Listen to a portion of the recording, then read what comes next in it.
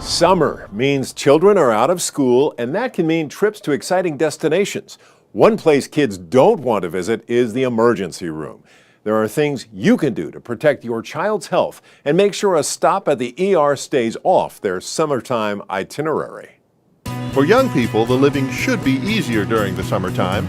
No school, no homework, just fun, family vacations, and other activities. But there is a trend that occurs during summer that most kids would just as well do without. That's ending up in the hospital emergency room with an injury that's often preventable.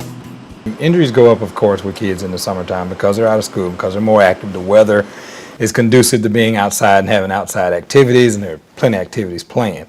Dr. Thompson is the Regional Director of Emergency Medicine for the Baptist Healthcare System and the Interim Director of the Emergency Department at Baptist Memorial Hospital, Memphis.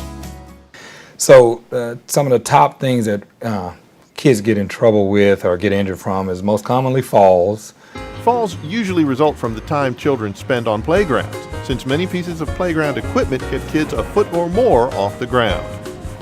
And falls oftentimes they span the gamut from little cuts and scrapes from, because kids can't walk anywhere. They have to get to point A to point B as fast as they can, especially the younger they are. So look for playgrounds with mulch or shredded tires on the ground. They provide more cushioning protection than concrete or blacktop. Bike accidents are another common cause of injury. The Center for Injury Research and Policy at the Research Institute at Nationwide Children's Hospital notes that nearly 400,000 children under 19 are treated for bike-related injuries in ERs every year. Here's what Dr. Thompson says you can do to reduce that number. So you want to make sure, one, that the bike is appropriate size for the child. Make sure that the bike's not too big or too small for the child, that the handlebars and seat are appropriate and the child is comfortable riding.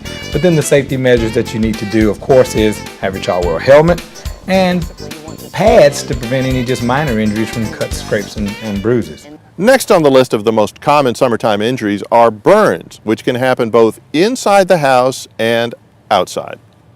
Where burns span the gamut also, from as simple as sunburn all the way up to burns with fireworks or campground fires and those things. So again, preventative measures.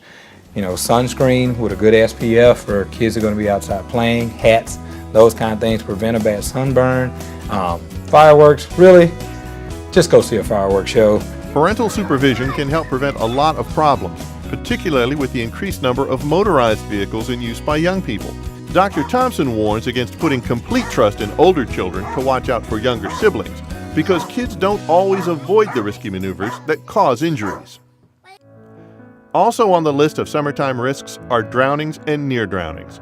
For younger children, Dr. Thompson urges parents to follow the touch rule in swimming pools. If you can't touch them, then they're too far away from you.